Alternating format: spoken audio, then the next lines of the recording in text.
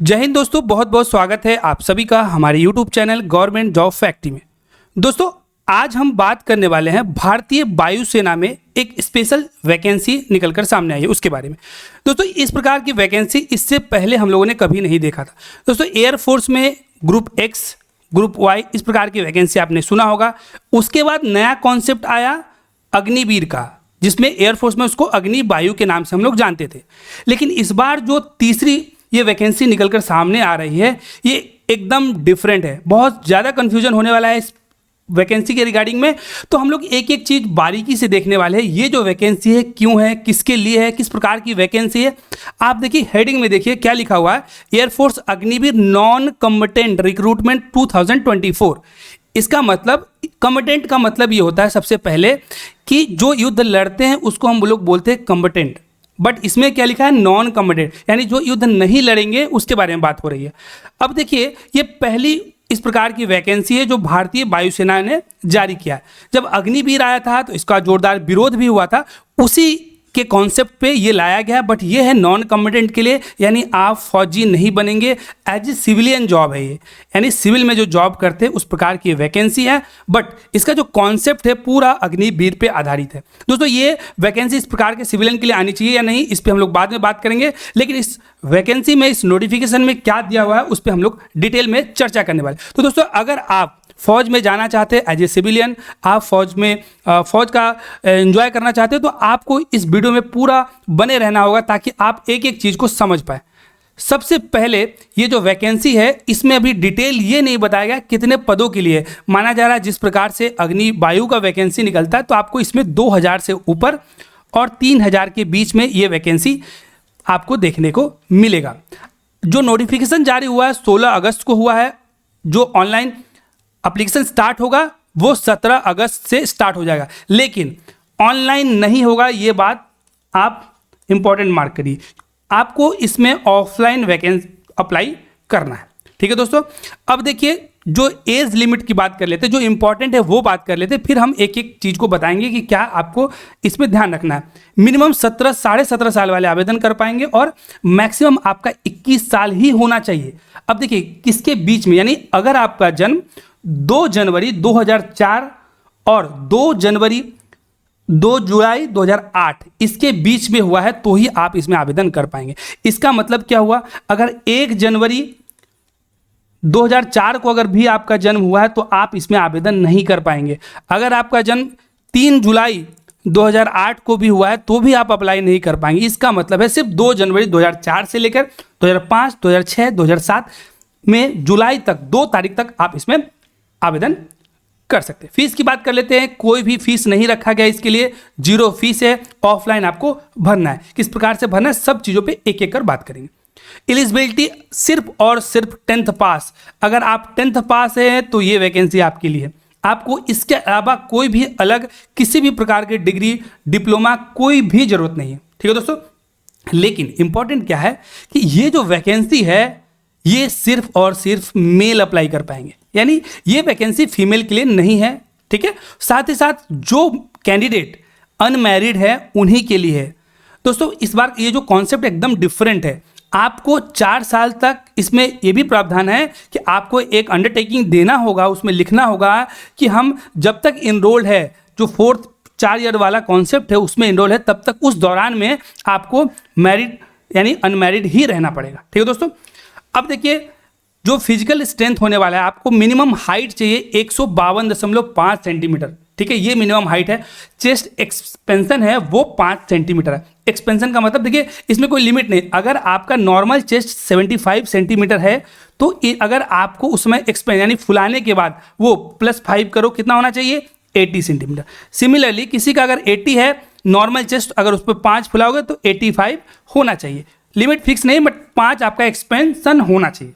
ठीक है, अब देखते हैं हम लोग जो इसका ऑफिशियल नोटिफिकेशन देखते हैं कि क्या है। ठीक है, ये आपका ऑफिशियल वेबसाइट है https://agnipatvayu.cdac.in।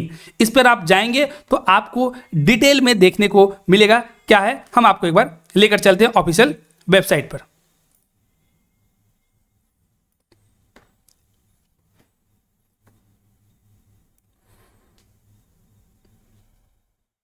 अब देखिए हम लोग ऑफिशियल वेबसाइट पर आ चुके हैं। क्या लिखा है? भारतीय वायुसेना। इसमें बहुत सारा आपको ये दिख रहा होगा, लेकिन आपको जाना कहाँ है? इस पे अग्नि वायु नॉन कॉम्बिनेंट। उसके नीचे जैसे मैंने देखिए अपना माउस का कर्सर रखा तो क्या दिखा रहा है नीचे? इन्फॉर्मेशन वाउचर फॉर एप्लीकेंट, यानी जो एप्लीकेंट हैं, जो अप्लाई करने वाले उनके रिगार्डिंग में इंफॉर्मेशन है। Guidelines to fill up application form, आपको एप्लीकेशन फॉर्म को कैसे भरना है उसका गाइडलाइन दिया हुआ। थर्ड, एप्लीकेशन फॉर्म दिया हुआ है किसमें आपको भरना है। And last is that demo video for PFT second. इसका मतलब कि क्या एग्जाम के बाद कुछ और होना है? जी हाँ, बिल्कुल होना है। आपका फिजिकल इफिशिएंसी टेस्ट भी होना है। और थर्ड पॉइंट को देखिए क्या है? Application form. इससे अंदाजा लगा सकते हैं कि ये जो वैकेंसी है इसमें जो आपको आवेदन करना है वो ऑफलाइन करना है, ऑनलाइन बिल्कुल नहीं करना। अब हम आपको इसका ऑफिशियल नोटिफिकेशन की तरफ ले चलते हैं। दोस्तों आप ये देख पा रहे होंगे, ये है इसका ऑफिशियल नोटिफिकेशन। तो इस नोटिफिकेशन को हम लोग ध्यान से समझने की कोशिश करते हैं। सबसे पहले इंडियन एयरफोर्स की तरफ से जारी किया गया है अग्नि वायु नॉन कॉम्बेटेंट। इस वर्ड को अच्छे से समझ लीजिए। नॉन कॉम्बेटेंट यानी आपको युद्ध में नहीं जाना। अग्निपथ स्कीम यानी जो स्कीम पहले लागू हुआ था कॉम्बेटेंट के लिए, उस पर पूरा इनटेक 2025। इसका मतलब हर साल ये वैकेंसी अब आपको देखने को मिलेगा। साथ ही साथ ये मैसेज दिया हुआ है, ये इंपॉर्टेंट है, आप अपना अलग से भी देख सकते हैं। ये आपका नाम है और ये आपका वेबसाइट है, यानी एयरफोर्स पे आप ना जाके ये वेब पोर्टल है जहां पर जाकर आप डिटेल देख सकते हैं। ठीक है, एज लिमिट मैंने आपको बता दिया 2 जनवरी 2004 से 2 जुलाई 2007 के बीच में है, वही अप्लाई कर सकते। बोथ डेट आर इंक्लूसिव, यानी इनको भी शामिल किया गया। अगर आपका जन्म 2 जनवरी को हुआ है तो भी आप इसमें अप्लाई कर सकते हैं 2004 वाले, और 2 जुलाई लास्ट जिसका हुआ है 2007 में वो भी आवेदन कर सकते हैं। अब देखिए जिसको मैंने हाईलाइट किया है उसको ध्यान से समझिए। जो लिखा हुआ है marital status, only unmarried male candidates will be eligible for enrolment as Agniveer Vayu non combatant. इस बात को ध्यान से समझिए, अनमैरिड ही अप्लाई कर पाए।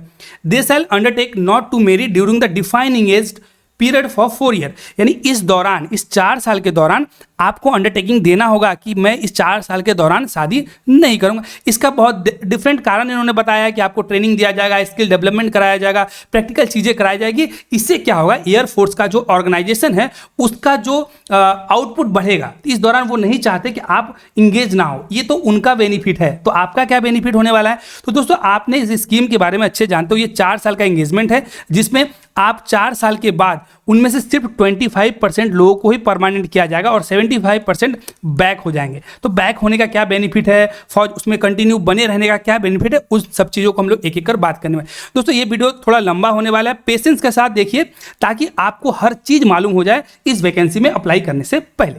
ठीक है दोस्तों, दूसरी बात, जो अनमैरिड हैं, जो कैंडिडेट आप रहेंगे, उनको रेगुलर अगर आपको बने रहना है तो 4 साल आपको शादी नहीं करना है। दूसरी बात, जो इस दौरान ऐसा करते हैं उनको नॉर्मली उनका मान लिया जाएगा, उनको डिस्चार्ज कर दिया जाए। क्वालिफिकेशन मैंने आपको बता दिया, सिर्फ और सिर्फ मैट्रिकुलेशन, यानी आपको सिर्फ 10th पास जरूरी है, उसके अलावा आपको कोई सर्टिफिकेट की भी जरूरत नहीं है। उसके इक्विवेलेंट कोई सर्टिफिकेट है तो भी चलेगा। ठीक है, हाइट भी बता दिया। ओके, वेट आपको एज के हिसाब से आपका वेट होना चाहिए, हाइट वेट का रेशियो का जो प्रोपोर्शन है वो सेम होना चाहिए। मेडिकल भी होगा आपका। साथ ही साथ एक चीज और इंपॉर्टेंट, पॉइंट बी को देखिए। बहुत लोग देखिए नॉर्मली आपको जानकारी इसके बारे में एक यूट्यूब पे सर्च करेंगे आसानी से मिल जाएगा, जिसमें लिखा होगा इतना वैकेंसी है, इतना सीट है, इतना हाइट चाहिए, इतना वेट चाहिए, कब अप्लाई कर सकते हैं। मैं आपको वो बारीकी चीजें बता रहा हूं जिससे आपको बाद में रूबरू होना पड़ेगा और आपको कहीं ना वहीं प्रॉब्लम आएगी। लाइक बॉडी टैटू, बहुत लोगों के पास बॉडी में टैटू बना रखे होते हैं, तो क्या वो इसमें आवेदन कर पाएंगे? दोस्तों ये जो बॉडी टैटू का कॉन्सेप्ट है ये नॉट ओनली फॉर एयरफोर्स, किसी भी गवर्नमेंट अगर आप में आवेदन करना है तो आपका बॉडी टैटू को बैन रहता है। इस लाइन को ध्यान से देखिए, permanent body tattoo shall not be permitted, यानी अगर आपका टैटू परमानेंट है तो आपको कोई परमिशन नहीं है आवेदन करने। ऑल्दो आपका जो अपर हैंड है आप देखेंगे, जो आपका हथेली है और जो कोहनी है उसके बीच में अगर आप आएंगे तो वहां पे इनर साइड में अगर आपका कुछ है तो आपको वो मान्य है। साथ ही साथ जो आपका हथेली है जिस तरफ से हम लोग लिखते हैं उसके नीचे तरफ उधर नहीं होना चाहिए, अगर ऊपर है तो भी आपको अलाउ किया जाएगा। ये चीजें यहाँ पे लिखा हुआ है, ये लिखिए क्या लिखा हुआ, on inner face of forearms and back part of the hand, reverse side of the palm for tribal tattoos which are for customs. अगर आप कोई ट्राइबल एरिया से बिलोंग करते हैं या आप किसी ऐसे जनजाति से बिलोंग करते हैं जहां टैटू होना उनके धर्म से रिलेटेड है तो आप कर सकते हैं, बट वो आपका मतलब अपर एरिया में नहीं होना चाहिए। आपका जो इनसाइड हाथ है जो कोहनी के नीचे उसके इनर साइड में होना चाहिए। ठीक है दोस्तों। साथ ही साथ अगर आप टैटू हैं, आप आवेदन कर रहे हैं, तो आपको 2 फोटोग्राफ्स उस टैटू का खींचकर देना पड़ेगा, ध्यान रखिएगा, ठीक है दोस्तों। एंड जो सिक कैंडिडेट है उनको अपना हेयर ग्रो करने का दिया गया, ठीक है। अब जो जॉब प्रोफाइल की बात कर लेते हैं, ये जो जॉब प्रोफाइल है कौन किस लिए है, किस प्रकार की वैकेंसी है, ये समझने की जरूरत है। ये एक्स कैटेगरी यानी टेक्निकल कैटेगरी का बिल्कुल नहीं है, वाई कैटेगरी यानी नॉन टेक्निकल कैटेगरी का बिल्कुल नहीं। बेसिकली आप अगर समझ पा रहे होंगे, hospitality stream and house keeping stream है। ये देखा जाए तो चतुर्थ कर्मी यानी ग्रुप डी के लिए है। इसमें बेसिकली हॉस्पिटैलिटी मतलब होता है कि आप जो सर्व करते हैं, लाइक कुकिंग में, किचन मैनेजमेंट में, जो प्रेजेंटेशन ऑफ डिशेस करते हैं, सैनिटाइजेशन को ध्यान रखते हैं, बेसिकली फूड स्टोरेज करते हैं, क्रॉकरी, कटलरी, इन सबको जो ध्यान रख के टेबल को, चेयर को मेंटेन करके, साथ ही साथ सर्विंग ऑफ फूड है, वाटर है, ये सब चीज़ें आती है हॉस्पिटैलिटी में। सिमिलरली हाउस कीपिंग में क्या आता है, सफाई वाला, यानी आप रूम, फ्लोर, बाथरूम, कमोड्स, ये सब जो सफाई का आता है, ये सफाई कर्मचारी कहे जाते हैं। ये इस वैकेंसी में यानी नॉन कॉम्पिटेंट में 2 vacancy, hospitality and house keeping, ठीक है दोस्तों। अप्लाई करने को मैंने आपको बता दिया, एकदम ध्यान रखिए ऑफलाइन है। अब देखिए दोस्तों, अभी तक जितने लोग भी फौज में जाने की तैयारी कर रहे होते, किस प्रकार का वो जॉब देख रहे होते, देखिए आप देखेंगे इंडियन नेवी में SSR, AA, MR, ये सारी ऑनलाइन फॉर्म थी। आप देखेंगे एयरफोर्स में XNY, ये भी ऑनलाइन था। इस आर्मी में देखेंगे सब चीज़ें ऑनलाइन हो रहा था, बट राइट नाउ ये ऑफलाइन हुआ। तो बहुत लोग को ये एक्चुअली ये हम सबको पता है कि ऑफलाइन का जो तरीका होता है ऑनलाइन से थोड़ा तो डिफरेंट होता ही है।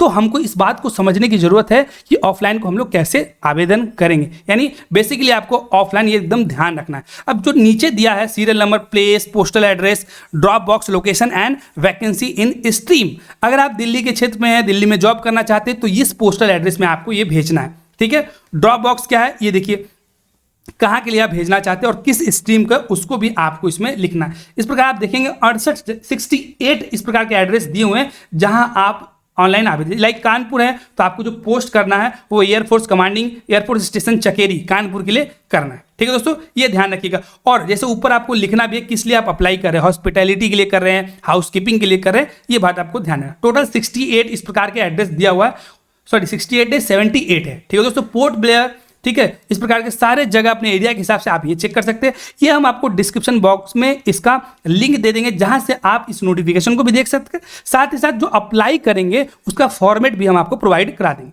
ठीक है। जो डॉक्यूमेंट्स आपको अटैच करना है 10th का, 12th का, साथ ही साथ पासपोर्ट साइज आपका रिसेंट कलर फोटोग्राफ चाहिए। अब ये जो फोटोग्राफ है इसको ध्यान से देखिए, आपको एक स्लेट में लेके आगे उस पर होल्डिंग अ ब्लैक स्लेट लेना है, यानी स्लेट लेना, चेस्ट के पास रखना है, उस पर आपका नाम होना चाहिए and date of photograph. Like example के तौर पे मान लीजिए आप यहाँ पे है, ठीक है, मैं आपको एक इमेज बना के दिखाता हूँ। मान लीजिए आप यहाँ पे है तो आपका ये है, ठीक है, तो यहाँ पे आपको चेस्ट के पास रखना है और उसमें क्या लिखा होगा, आपका मान लीजिए नाम है रवि तो आप लिखोगे Ravi and date of birth आप लिखोगे, जो आपका डेट ऑफ बर्थ है DOB करके, ये आप यहाँ ऐसे करके फोटो खिंचवाओगे, उसी को आपको इसमें लगाना है।